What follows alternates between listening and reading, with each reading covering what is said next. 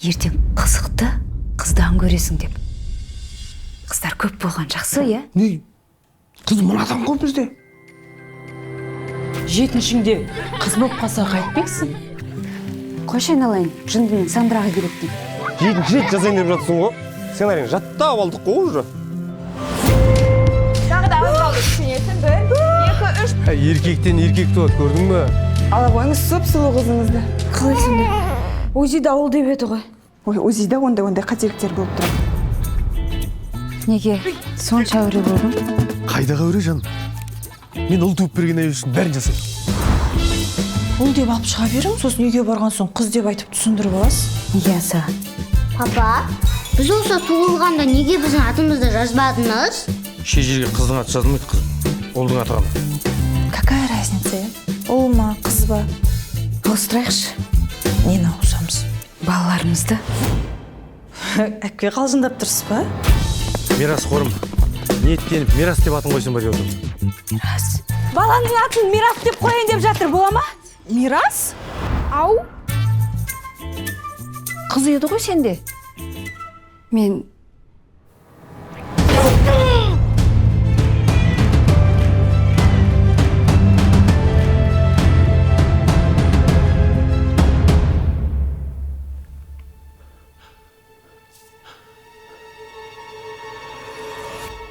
Аумаған өзім. Сәлем біздің сүйікті арнамыздың сүйікті көрермендері. Бұл әдеттегідей хихикая жобасы. Осы жобаның атын ұмытып қала бермеші. Осы айтар кезде ғана есіме түседі. Бүгін бізде қонақта Атакент Жайдарман тобының белді ойыншысы. Филологтар. Бренд құрамасын қалай ұмытамыз біз. Бренд құрамасының капитаны Бағжан Данай, қошеметтеріңіз. Қош келдіңдер. Азай қапсыңдар. Қош келдіңіз, бәке. Не жаңалық болып жатыр? Не жаңалық, қай жағынан? Жалпы шығармашылық. Шығармашылық жағынан Байгайстан 3-ші серия YouTube-ға шықты, Дубайда. Бұл кезде уже 5-ші сериясын ба шығып жатқан шығар? Қош, Миллион жинап қойды. Байгайстан. Ұзақ монтаждаймыз ше. 5-ші сериясын Таиландта түсірдіңдер.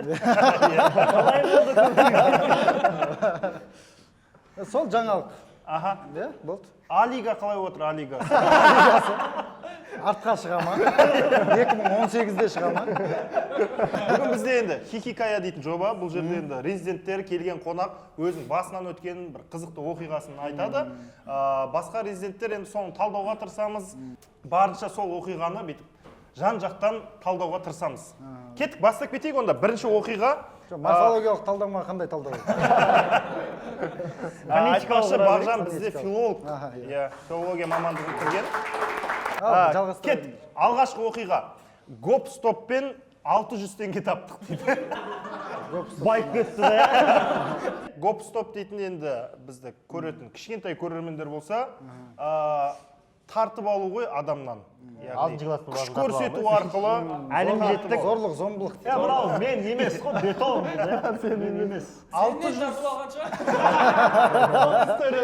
600 теңгені берген әйтеуір. Бұл кімнің историясы екен табу керексіз ба? Оны табуға болады. Сен история. Ақшаның құны бар кез шығар деп ойлаймын өзімше. Ақшаның құны бар бір ескі кездер ғой, бір кезіндегі бір. Гоп-стоп деген маған андай тип естіледі. Түнде бір адам кетіп бара жатады, артынан бүйтіп жүріп келе жатады да. Гоп-стоп. Қалтасына заттарын алып кетеді. Грюстету мен гоп-стопты шатастырмайық деп тұрсың. Грюстету деген ол мектеп кезінде 2-ші сабаққа дейін 500 теңге тауып қойды. Осы грюстету. Даже сол жақта 500 теңге тауып қоятын еді, Мынау қанша еңбекпен кәдімгі қылмыс жасай отыра 600-ақ теңге тауып. Гоп-стоп сосын танымайтын адамдарға болады. Танымайтын адамдар. Гоп-стоп сосын. Давай қазақша сөйлейік. Қоқаңлы оқы. Қоқаңлы оқы көрсет. Тонау. Тонау. Қоқаңлы оқымен 600 теңге тапқан бұл 600 азамат. теңге. Алған ғана ұялмай, иә? Бұл жерде енді қатты керек болған ғой. Екеуміздің біреуіміз ғой жаңа бейшара. Ол телефон алады, бізде сондай тұғын. Мен естіген гоп-стоптар енді. Куртка деген болады. Портмоне болады. Жақсы. Не болатын біздің кезде? Ненше? Флешка. Флешка. Микрофлешка. флешкасын тартып 28 мегабайт. флешкасын тартып аласың, ана бала есін жоғалтып алады. Кім еді? Андай жақсы мейірбан қоқаңлық көрсететіндер курткасын тартып алып өзінің курткасын кигізіп кетіп отырады. Иә, жаман И андай курткасы. болатын, мейірімді түрлері, саған сим-карта керек па деп айтады. Бұл оқиға кімдікі біздің арамызда? Манастан шығады деп ойлаймын енді ол. Манас Мүмкін, бәлкім. мынандай қолмен жүру деген. По-моему, менің білуімше, Нұржан қазір басылған, бірақ кезінде ағасын айту бойынша бұзық болған деді. Сен кау. Жындылығы тентек болған жігіт қой, сотқар. Неме? Онда Манас Нұржаннан алып қойған. Манастың қатысы бар по-любому, иә. Манас адама бір жерде гоп-стоп істеген уақыт минимум. Нұржан, иә, Нұржанның оқиғасы, Нұржан бір енді. Иә, айтып берейін, иә. Тарқатып айтып берсең. Ол кезде Сәл қорқау бастаймын. Сәл дайын отырса. В общем, былай екінші класстың балалары келе жатыр деп. Екінші класс? Жоқ, в общем, колледжге жақында ғана түскен кезіміз. Сөйтіп, сәл құтырып жүріп қой енді. Қаланы... Егеміз емес па сол? Жоқ. Ол емес па? Қалаға... Ол кезде 1200 теңге. Қалаға енді келіп жатқан кезіміз. Примерно жылдар, өйткені 600 теңге құн білу керек бізге. 2014-тер ғой. Қазіргі 3000. $2 кездер ғой, 600-де. Сосын Сөйтіп, енді гоп-стоп деген нәрселерді естіп алғанбыз братандардан. Әдем естіледі ғой, гоп-стоп дейді. Гоп-стоп жасап алып бірдеңе дегендер естіп алғанбыз ғой. Сөйтіп, өзімізде ақша жоқ ол кезде. Сөйттік та, бір ақша табу керек еді дедік та. Давайте гоп-стоп істеп көрейік дедік. Түрімізге қарамай. Нешінші ой болып келді ол? Ақша табу дегенде әдетте гоп-стоп келмейді ғой миға. Бірінші адам сату деген болған. Почка сату Жоқ, деген сендерге болды. бұл жерде мақсат сендер ақша табу болды ма или біреуді ұрған қызық болып тұр ма? Ақша табу болып тұр ғой. Біреуден тартып алу қызық болып тұр. аштықтан барып тұрсыңдар. Ақша табу бір шетінен өзімізге де қызық болып тұр ғой енді. Қалаға бірінші рет келіп тұрық қой енді. Ата-анасын қинағысы келмейді, ақша тапқысы келеді. Иә. Біреудің ата-анасын қинау керек па? Біреудің ата-анасын. Сөйтіп, саябақта келе жатыр. О, саябақта. Күндіз ол. Қызбен. Күндіз. Саябағымыз. 3 бала келе жатыр. Бүйтеміз да, Екеуміз десе.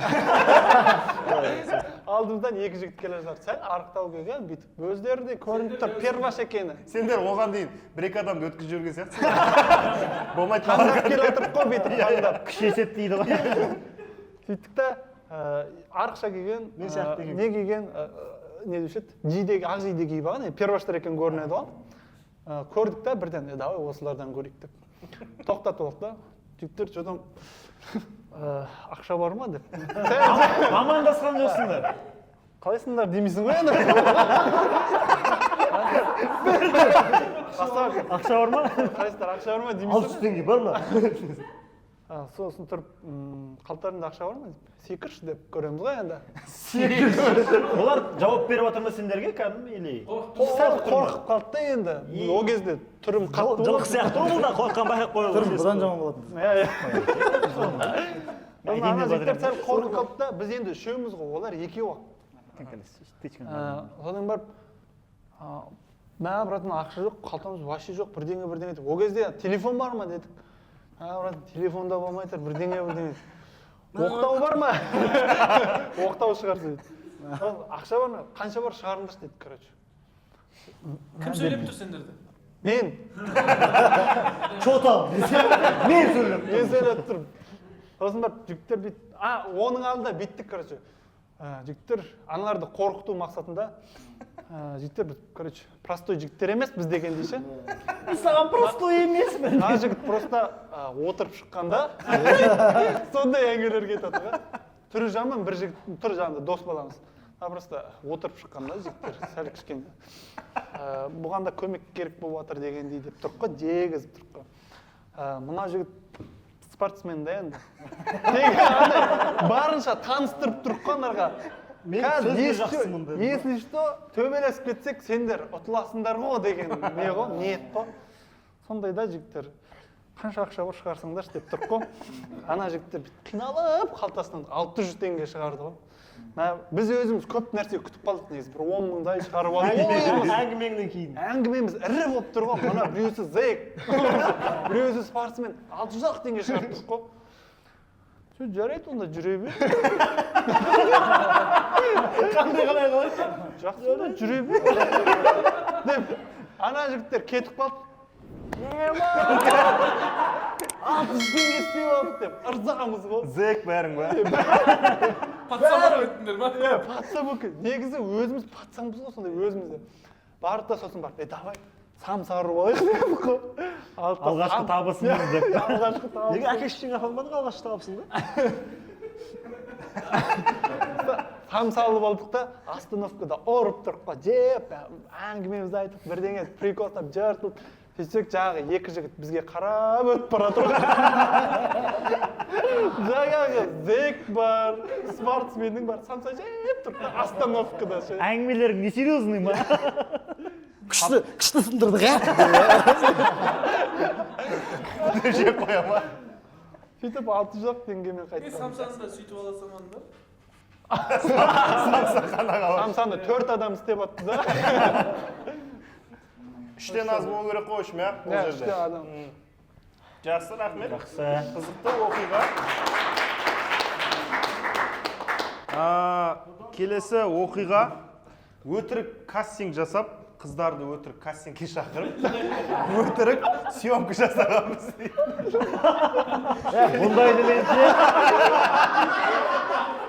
Бұндайды негізі енді істейін деп жүредім мен. Біреу Сен емес па? Мен сен деп отырмын ғой, Я. Мен жақсы лайфхак екен. Бағжан мойындаш сен ба?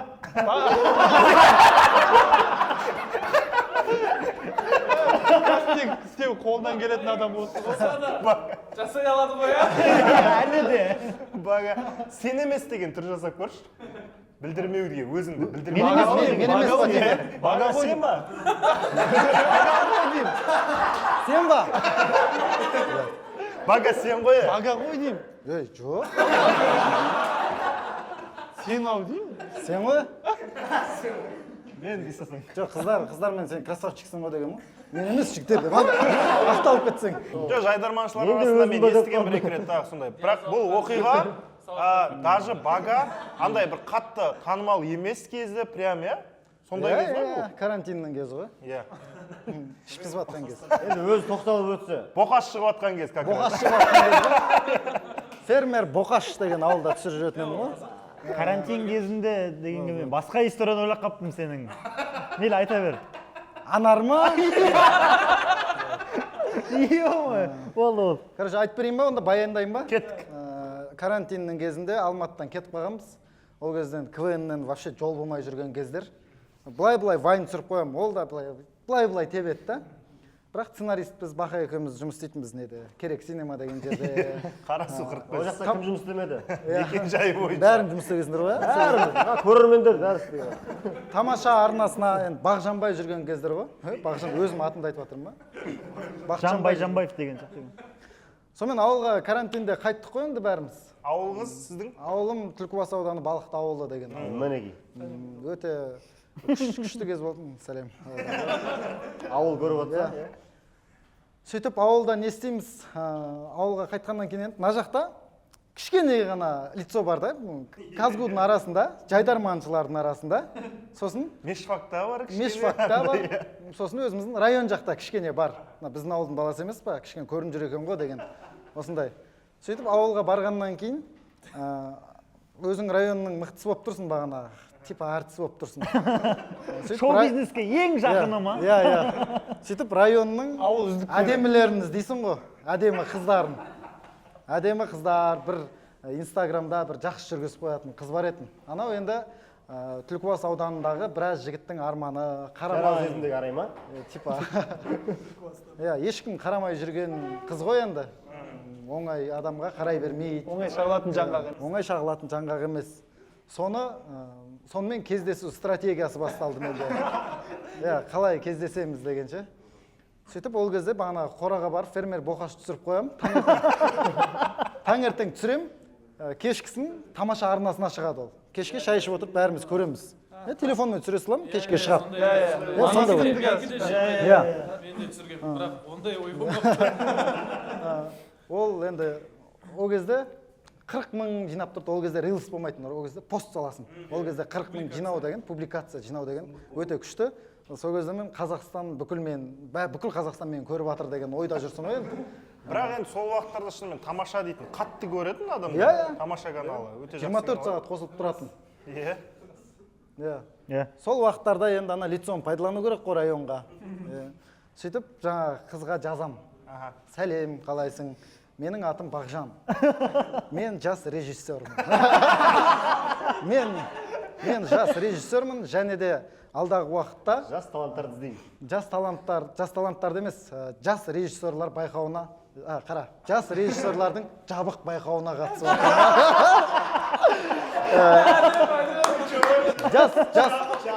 Ана қызды кіргізіп жатыр. Жабық көр. Типа жабық дегенім ешқайда жарияланбайды просто анау. Жабық Документальный фильм деген сияқты. Жаңа недер? Канға шығады.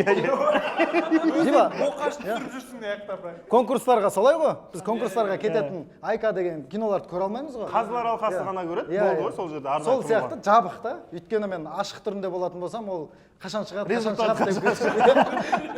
деп кетуім мүмкін. Сондан кейін жабық осындай режиссерлардың, жас режиссерлардың байқауына осы районда болғаннан кейін, карантин болғаннан кейін ешқайда шықпау керек. Сол үшін өзің жақын жерде жүрген актрисаларды таңдап, өзің де түсіп, маған сол конкурсқа видеоңды жібер деген талаптар қойды. Соған осы районның ішінен мен сені кішкене бұрыннан көріп жүрмін, сыртыңнан сенің типажың өте қатты келіп тұр. Қыз типаж деген сөзді естіп, бірден келіскен сияқты. Режиссер мынау. Түлкібаста типаж дегенді екі адам біледі, мынау соны айтып тұр. Жабық көрсетілім дегенше. Бага, балықтыдан шыққан ең танымал адам сен ба қазір? Солай шығар, подписчик жағынан мен. Саған дейін бір әнші шықпаған ба? Қадыржан Құлманов деген ағам. Сен екенсің.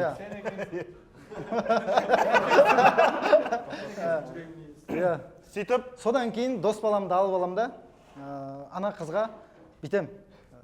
Болды, онда ертең түсіреміз. Өкінішке орай телефонмен түсіре салу керек болып тұр. iPhone 6. бәрін жауып атсыңдар ма? Канға кетіп баратыр. Жоқ, Кан сияқты фестиваль ғой, типа Қазақстандағы жас режиссерлардың фестивалі. Жан деген сияқты. Соған барынша қысқа киініп шығуға тырыс. Барынша қысқа киініп, өйткені әдемілікті көрсетуіміз керек. Сосын, ол осындай дегеннен кейін мен кішкене Инстаграмда суреттер мынандай болғаннан кейін қызығып қалды да. Намен бірге істеген қызық шығар. Болды, басқа адам алып қоймаңыз деді ғой. Басқа адам алып қоймаңыз. Мен енді машина таппай жатырмын, өзімде машина жоқ, үйде де жоқ. Сөйтіп дос баламның машинасын сұрап жүргем. Именно соның жақсы машинасын үйдегілер мініп кеткен ғой сол күні. Сөйтіп быт шығып кеткен Passat қалған ғой. Сөйтіп дос баламды қалай алып барсам деген ой болып тұр ғой енді. Сен продюсер боласың. Типа солай ғой, дос баламды алып алу керек болды да, машинасы ұят болып тұр. Сөйтіп сол кезде негізі мақсатым онымен кездесіп құшақтап, типа сүйіп алу ғой. Сөйтіп дос баламның Passat'ына шығамыз, сол кезде ана қыз жазады ғой. Пожалуйста, подругамда түссе бола ма дейді. Так, суретін жіберші деп ше. Суретін жібереді, бола ма деймін, короче. Болады дейді, кеттік екеуміз. Сценарий құрып алдыңдар ма? Примерно қалай болады? Жоқ, сол жерге барғаннан кейін құрып аламыз дедім, короче. Түлкібастың вокзалы болады, ол андай түнде қойшы. Түнде по-любому кадр дұрыс алынбайды ғой. Сөйтіп қыздарды салып аламыз да, о, күшті деп, бірақ машинам бітіп қалады да. Бұл режиссер болса деп ше. Жас режиссер. Енді бастап атқан. Мен техникамның, дүниемдің бәрі Алматыда қалды деп ше. Мен ауылда ештеңе жоқ, мен бірақ ана конкурсқа қатысу керекпін. Енді телефонмен осылай бол керек болып тұр, уақыт тығыз, ертең жіберу керекпін деймін, короче. Сәл орысша араластырып сөйлеп жатсың ба? Аңға тілін келмейтін қып. Жұмсақ жігітсің да. Қалай киініп бардың сол қызға? Ақсың да. Өзім күшті болып киініп алдым. Режиссер деген сенетіндей киім ба? Ана қыздар, короче, былайынан киініп алған, ерін бояп тастаған, кірпік былайынан, короче. Бітіп шықтыр ғой, короче. Жандағы подругасы енді дос балама кеп тұр, былай. Ойымыз, соңғы ойымыз. Ана видеоны тез түсіріп тастап, қалаға қыдырып кету ғой, Шымкентке. Сонымен, қандай кадрлар болады деп жатыр да. Сөйтіп локация іздедім ғой, короче. Қазір мен локация іздеп жіберейін, мына жақтар қараңғы екен. ертең күндізде түсіруге болатын еді негізі деп қоясың да. Жарайды енді қараңғы деп ше. Қараңғыда бірдеңесін қыламыз деп Түлкібас вокзалының андай жарық жерлері болатын. Вокзалдан андай мост болады, пойыздың төбесінен өтетін. Сөйтіп светтер түсіп тұрады. Мына жер дедім ғой, короче. Сөйтіп сценарийді айтып түсіндіремін. Келіңдер дедім. Қалай ойнаймыз? Қысқа дұрыс киіппін ба деп ше. Сондай нәрселер айтып жатыр да. Иә, бәрі әдемі. Қазір мен сценарийді бір нақтылап алайын. Дос баламмен бірге ойланамыз ғой, короче. Текстті ештеңе бермейсіңдер. Сөйтіп миыма ана музыка деген бар ғой, сен келерсің деген бар ғой. Соған қоямда дос балама түсір деймін ғой. Ана жерде подругасы. Клип түсір. Типа клип қой. Клип. Соған ана қызды андай тұрамын, көзіме тура қара деймін. Екеуміз қол ұстасып тұрмыз деймін да, короче. Қол ұстасып тұрмыз. Бит қарап тұрам да, мен сені кейін құшақтайын дедім. Сен де барынша махаббатты көрсет деймін ғой. Сөйтіп тұрып түсіріп жатыр. Ана дос баламның түсіргені былайынан түсіріп жатыр. Былайше мынандай түсіріп жатыр. И ана жақтың бәрі көлеңке ғой. Өзінің түсіріп тұрған адамның көлеңкесі біздің үстімізге түсіп тұр да, короче. Біздің үстімізге түсіп тұр. Бүйтіп тұрып, короче. Бүйтіп тұрып, сөйтіп мені бүйтіп андай мына жеріне гүл қыстырамын мен ше. Құлағына. Жаңа ойланғанда соны ойландыңдар ма? Иә, құлағына гүл қыстырамын. Сөйтеді да, екеуміз бүйтіп қолымыз түседі да, сол бөлек кадр болып алынады. Қолымыз бүйтіп ажырайды да. Оператор білмей ма бірақ? Иә, бүйтіп қолымыз ажырайды да, қыз бұрылады да кетіп қалады. Астынан кадр алынып тұр, қыздың ана несі бұтты типа көрініп тұр.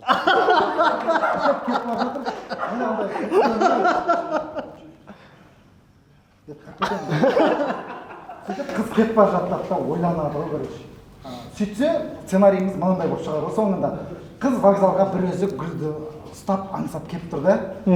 Сөйтіп ол кезде цветной не да, короче, цветной болып тұрады ол кезде. Қыз бір өзі тұрып басы видеоны осылай бастады да. Сөйтіп ойланған кезде екеуміздің айырылысып кетіп бара жатқан армияға кетіп бара жатқан. Сөйтіп менің қыстырып берген гүлімді типа ол алып андай не істеп тұр армияға. Күтіп тұр. Күтсем ба, күтпесем ба, басқа жігітпен жүре берсем ба деген мысылдарды типа бір видеода көрсеттім деп түсіндіріп салдым. Деп түсіндіріп, өзің де түсініп алдың ба? Түсініп қойды ма? Енді мен түспей қалсам болады. Как раз саған рөл хаттау кетіп тұрған жоқ па? Армияға кететін жігіттен негізі. Подругасы режиссердің қызы мақасы сатайды. Сонымен бір видео шықты, ол негізі ол видео бар ма? Өздеріңе көрдім. Мен де көрдім. Ортаға жүре жерікті не ретінде? Қыз жақсы ойнап тастаған, короче ше. Табы керек.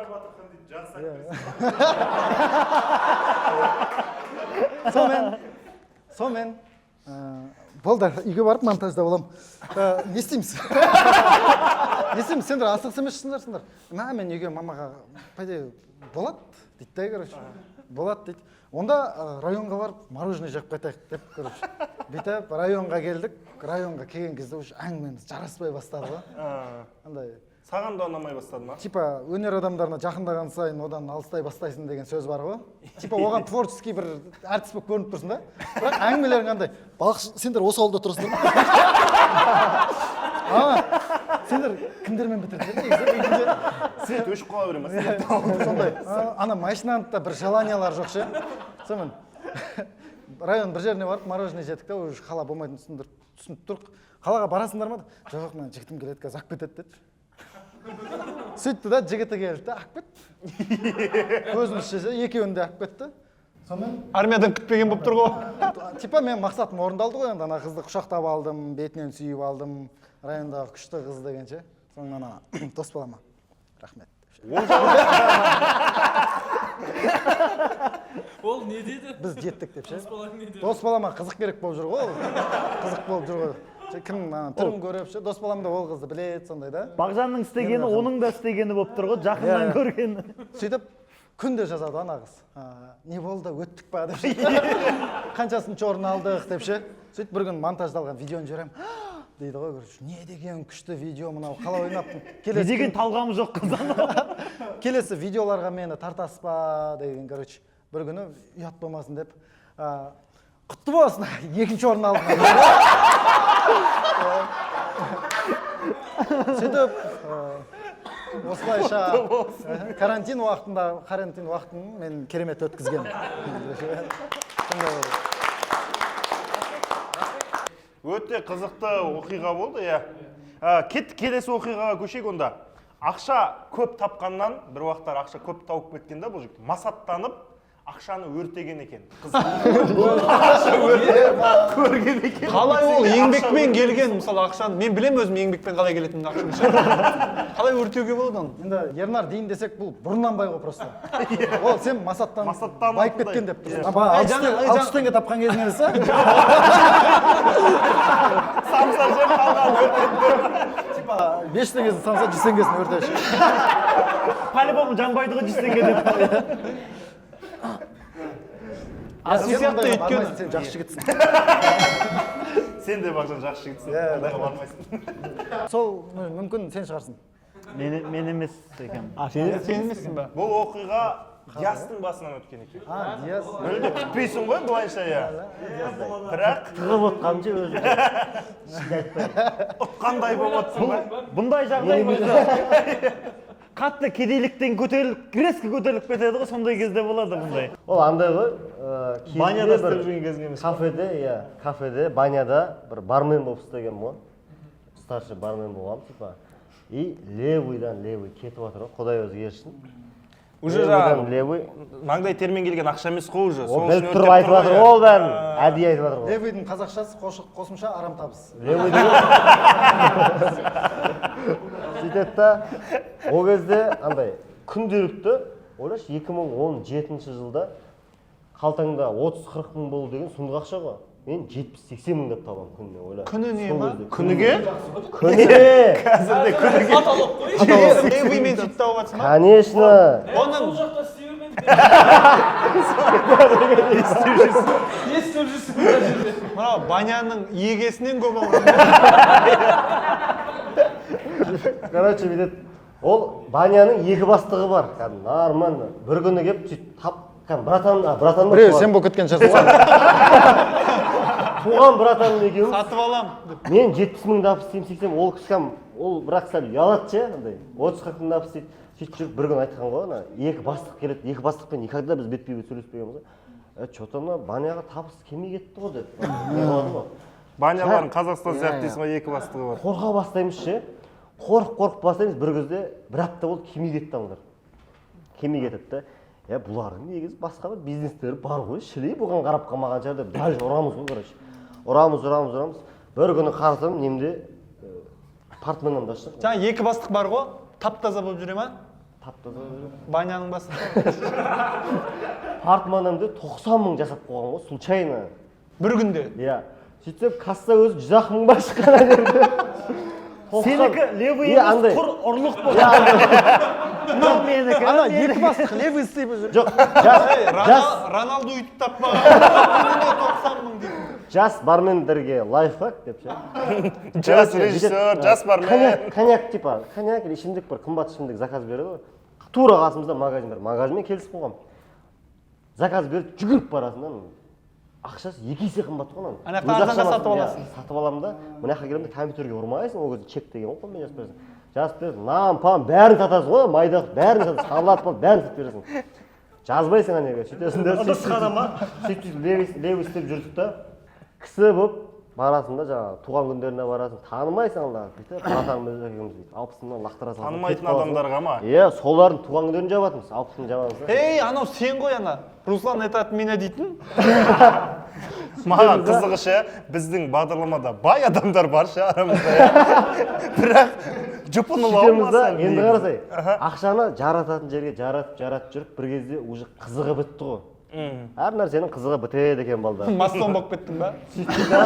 Бір күні енді бізде адамбыз, байларда демалады.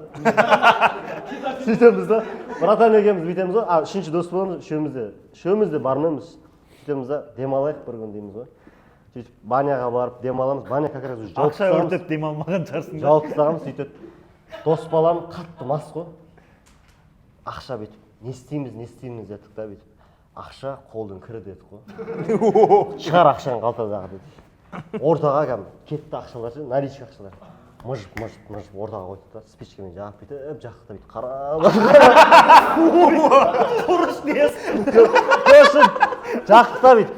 Бүйтіп қойшы. Ақша қолдың кірі әлі есімде ше. Ақша қолдың кірі деп. қарайды ғой. Сол ақша өртегеннен кейін ақша тапқан жоқпыз ғой. Содан кейін бір құлдырады, содан кейін.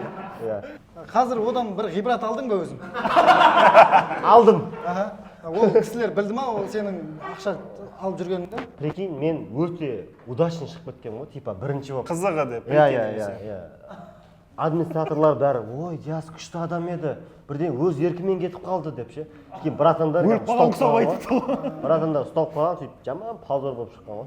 Енді былай да осы бағдарламаны көретін болса, егер сол екі бастық бағдарлама осы бағдарламаны көретін болса, ұялып не істей қоймайсың ба, ұсталып қалатын бір не жоқ па әлі? Жоқ, бірақ ол жерде анау заказдардың ақшасын алып тұрған жоқ қой, бұл магазиннен алып тұрды. Бірақ ұялатын нәрсе, бірақ ана жердің ақшасын емес, ол магазиннен барып ана затты өзі әкеп беріп. Еңбегі бар болып тұр бәрібір. Өз еңбегін Бұл жердегі мен жастарға айтатын баняны арендаға алып тұр ғой. Просто ақшаны өртенбесіңдер, соны тауып жүре беріңдер. Левыйдегі ақша. Левыйда істемеңдер. Жоқ, левый дейтін ол, по-любому, сен табатын суммаңа байланысты істеліп кетеді, негізі ол кезде. Берекесі жоқ қой. Ол серьезно айтсаң айта береміз я. Левый істеп көрмеппін өмірімде. Деген история болды сонда. Жақсы, дұрыс. Адамдарға я. Ой салатындай история. Қанша ақша өртедің примерно сол кезде? 3000 теңге ма? Соны айтып отқан болса. 200 теңгеден көп қып шығарған. Қазір қандай жақсы Каспийдегі ақшаны өртей алмайсың. Наличка жоқ қой. Сол шығарып деп отыр ғой. Келесі оқиға бізде түнгі бірде бір қыздың машинасын жөндеп, үстім быт-шыт болып қалды дейді. Ернар айтады, солай дейді. Кеттік келесі оқиға. Бір қызбен 10 минут жүріп айырылысып кеттім дейді. Сөз салудың өзі негіз 1 сағат уақыт алмайды. Сәлем қызым боласың ба? Жаным кеттік бұл Оны қайдан білесің? Жарық евенттен ба? Жарық евент. Екі жасты қосу үшін, сөз салу үшін жігіттерге құлағына алтын сырға, трамплиннің басында сөз салғыларыңыз келсе, жарық евентке хабарласыңыздар. Және де Манс Флауэрстан гүл алудың. 10 минут жалпы анда енді қызбен жүрген шығарсыздар, ең аз уақыт, қанша уақыт болды сөйлескен уақыт? Ең аз 3 минут. Бел ауыратын қыз ба, жігіт па? Ең азы 3 минут дейді. Менікі Ернар барып келгенге дейін болған бір. Бұл Манастың историясы деп ойлап отырмын. Мен де Мәкең айтып берсе, осы тұстан. Мынандай болады. 4-ші класс кезім технология сабағында маған бір қыз келеді да, бір ағай келеді да десе. жоқ, бір қыз келеді да, маған Маржан деген қыз хат жазып жіберді дейді ғой. Анық деймін да, аламын, короче. Ішінде осындай Манас, осындай мен сені жақсы көріп қалдым, екеуміз жүрейікші деп жазылып тұр ғой, короче. И андайды бірінші рет көріп тұрмын ғой өзім. Бірінші рет хат алып тұрмын, бірінші рет хат алып тұрмын. И ұялып андай не істеп жүрмін. И балдар, жанындағы балдар да анан көріп оқиды менімен бірге ше. И одан кейін математика ма бірдеңе болады. Артқы партада отырмын. И жанындағы балдар я десе. По идее ана қыз жақсы көрмеймін мен ше. Жүресіз дейді да. Жеңге таярлық. Қызық болып кетті өзіме де ше. Бірақ ана сезім жоқ та ешқандай ше. Сосын давай жүрейік деймін да. Давай жүрейік деймін да, ана хатты беремін, короче. Ана көреді да, екеуміз бүйтіп бір-бірімізге қарап, анда күліп, не істеп жатырмық қой. Екеуміз жүрдік. Бұл примерно 3-ші минуттар. Бұл примерно 3-ші минут. Күшті бақытты кездерің ғой. Жүріп кездесіп жүрген кездер. Айырылысып кеткеннен кейін 3-ші минутта еске алады. 10 минут жүріп, бір ай депрессияда жүрді. Сосын сөйтіп анау сабақтың соңына қарай иә деп жауабымды бердім. Қоңырау болады. Жангелді деген класстасым бар. Екеуміз бүйтіп жүріп келе жатамыз. Алдымда жаңағы мен жүрген қызым бар ғой. Сол подружкасымен кетіп баратыр. Анда жүріп баратыр. Прикол ұстайшы, қызым ғой деймін да. бүйтіп жүріп кетіп бара жатыр ғой и артынан бүйтіп аяғына подножка қоямын ғой ше и анау бетпен қойды ғой бетпен қойды да тұрады да жылайды ғой ана қыз ше бүйтіп маған қарайды да талас болды енді екеуміз жүрмейміз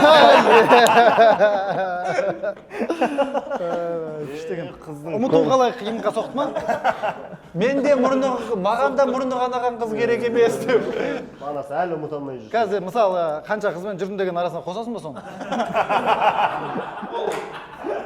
қосуға өте стоит сияқты негізі бір есте қаларлықтардың бірі да ана күшті кездерін кейін есіне алған кезде дейсің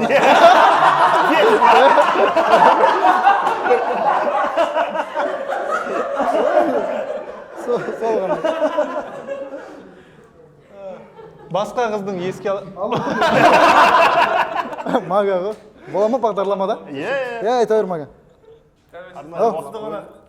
Жоқ, болған жоқ мен. Подставный не сияқты болып кетті ғой енді. Бір қанша минутта болып қалам, қанша оқиға қалды деп ше. бір оқиға қалды примерно. Болды, бір 20-30 минутта болып қалам. Жетуімен ғой, доставкасымен бәрсін. Мен студияда тікелей эфирде отырмын ғой. Давай. Рахмет, бізге енді көрермендерден осындай қоңырау түсіп тұрады. бізге түспей ма брат? Қонаққа түседі. Шынайы екенін білдіру үшін ғой. Енді Манасқа бұл жерде бірінші болып қадам жасап тұр ғой енді қыз баласы. Оған қалай қарайсыздар негізі? Балалықпен ғой. Талай ғашықтар мысалы өмірде солай қосылмай кетіп жатыр ғой. Мысалы менде де бір қыз болған, ана қыздың мен жақсы көретін білем. Мен оны жақсы көретін білем да, екеуміз просто бүйтіп қана. Мен айтамаймын, мен оған айтып не істеймін десем. сол жерде сен бірінші қадам жасап жіберсең Қадам жасап жібергенде ғана іштегі не тәкаппарлық жібермей тұр ғой. Қарамай қалса бүкіл подругаларын айтады, ұят болып қалады да. Ондай болмай шықса не болады? Ода да сондай болуы мүмкін да, бұл мен қарамай қалса деген сияқты. Махаббат енді ол екі адамның одағы ғой, былайша айтқанда. Ол үшін махаббат үшін екі адам да күресе беру керек сияқты. Онда тұрған ештеңе жоқ. Қазір мысалы бұрынғыдай қиын емес, қазір лайк деген бар, сторис қарап кетуге болады. Сондай намектар. Мен мұндамын деп. Ертең келіп. Рахмет.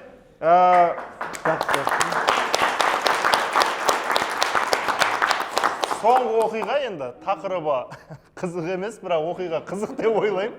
Семейде клубқа бардық дейді. отбасымен тамақ ішіп Дүкенде болған оқиға деген сияқты. Ішін қарап көрек енді. Бұны мен айта салайын сразу. Мен осы 2024 жылы Семей қаласына іссапармен барамын. Бірдеңе гүлдеп жатыр ғой. Суық кіріп жатыр ма? Соңғы кездері қатты кіріп кетті, осы соңғы жылдар. Бір жер тесілді ау деймін, Бопты, шыдаймыз. Давай. Бұл оқиға қалай болды? Семейде клубқа барған. Былтыр Семей қаласына іссапармен барамын. 7 айға. Картограф болып жұмыс жасағам. Іссапармен, командировка. Семейге барамын. Потом Аягөзге 3 айдан кейін барамын. Семейде жүрмін, короче. Көп болған жоқ, 1-2 апта болды. И семейный квенчиктер естіген типа келгенімді. Сөйтіп бәрімен жолығып сонымен бір күні бір досым хабарласады, бір командада ойнайтын. Алло, Аспик, родной, келдің ба не? Анау мынау қайда тұрып жатсың? Адрес айт, келем дейді, короче. Сонымен келеді үйге.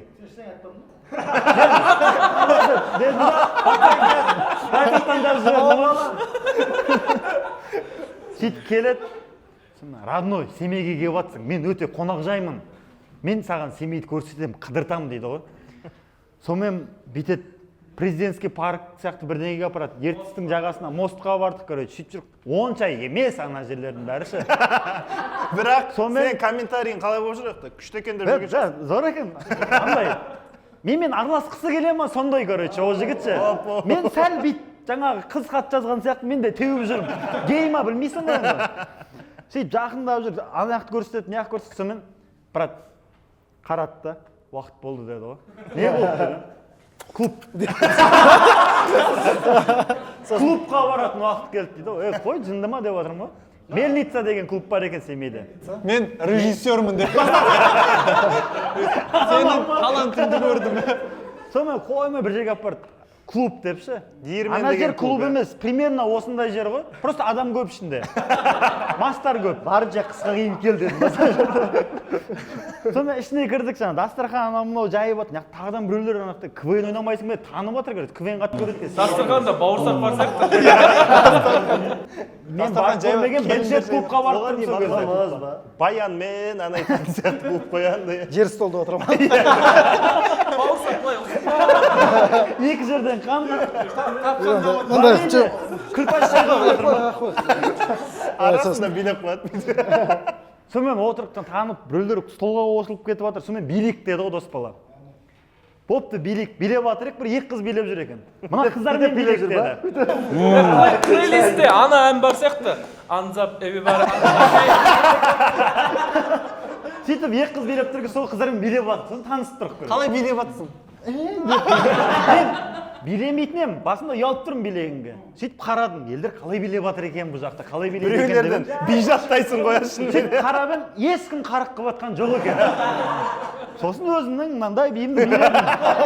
асорти шығарды. Билеп тұрмын. Ол биім примерно бір средний би болып тұр ана жерлерде. Тоқта, ішіңде виноның сығындысы бар ма ненің?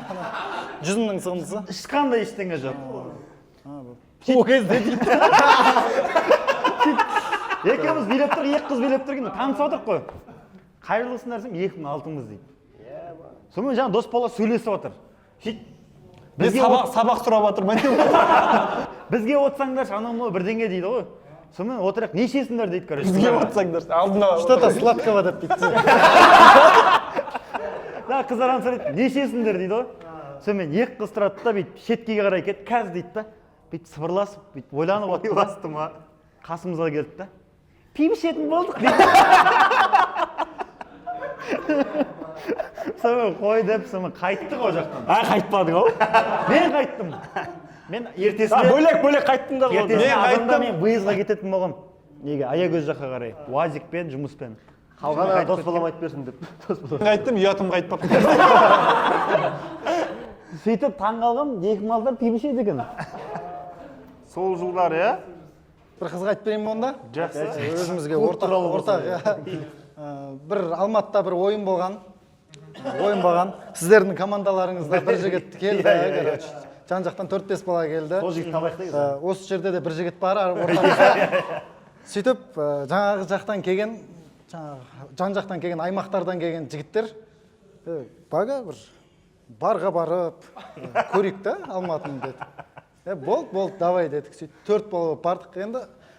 Кішкене андай бар да ол. Көлікте мен бар ма едім? Жоқ. Қаланың адамдары жүреді енді. Басқашалау да сәл, билейтін жер емес, короче. О жерде андай... Семейдің клубы емес, иә? Қолыңа андай Red Bull ұстап алып андай жүретін ше. Сәлем, қай жақтан боласың дейсің.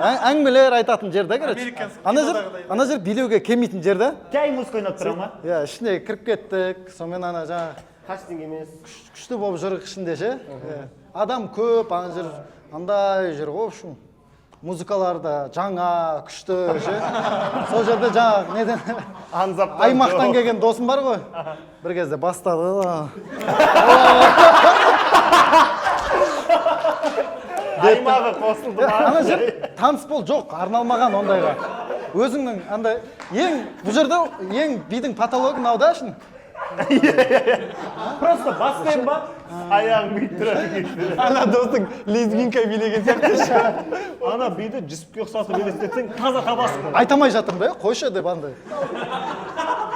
Жаңағы жігіт Сен қалаға кеп, ойнайды. сен қалаға кеп бүйтіп қапсың ғой деп айтпай қойсын дедім да. Үндеген жоқ. Кірісіп кеттің ба? Бір кезде. Жоқ. Бір қараса, бүткіл клуб биледі. Қарап тұрмын ғой анда. Сөйтіп, енді қыздармен билегісі келді ғой бір кезде. Қыздардың жанына барды да жіберді анда деп сөйлетті бір кезде. Қызды кәдімгі биге шақырды кәдімгі. Биге шақырып, бүйтіп қолын созып, ол бүйтіп ше. Келіп андай тар жер ғой, мына жері бар, мына жері бар, ортада бір-ақ адам өтетін жол ғой. Сол жерде әкетіп отыр. Сондай болған. Бага, ол жаңағы бит билеген жігіт бар ғой. Маған айтып берді ғой историяны. Сәл басқаша мен. Ол жақсы билеп демалып қайттық деді ғой. Мен оған әлі сеніп жүрмін ғой мен бага. Мен аягөзден сол ойынға келмей қалғаныма өкініп жүрдім ғой осы сәтке дейін. Мен оған айтқан жоқпын ғой бұл жерде өйтіп билемей ақ қой енді деп ше. Ол солай екен деп ойлап қалды. Деп ше ана қызбен. Оның алдында да бір жолықты ғой сөйтіп. Сіздермен сіз болдыңыз. Жақсы екен, жақсы оқиға екен. Бұл жерде енді ол жігіт те өзінің ауылын ұмытпай жүрген. Не ғой енді, әрқашан қайда жүрсек те сондай жерге дәріптеп жүрген жігіт. Иә, оған ол жігіттікі дұрыс деп ойлаймын енді. Барынша. Елнұр, сен жарайсың. Рахмет, Бага, саған рахмет. Рахмет сендерге осы шығарылымға келгеніңе. Қызықты оқиғалар болды деп ойлаймыз. Енді көрермендер арнаға тіркеліңіздер. Тіркелмеңіздер, тіркеліңіздер, лайк басыңыздар, комментарий жазыңыздар. Енді барынша лайк көп болған жақсы ғой. Сол үшін Ернар кетсін дегендер лайк басайықшы. Көп лайк болады деп ойлаймын сол кезде. Құрметті көрермендер, бұл Хихикая жобасы. Арнаға тіркеліңіздер, лайк басыңыздар, комментарий қалдырыңыздар. Бәрі сіздер үшін. Рахмет.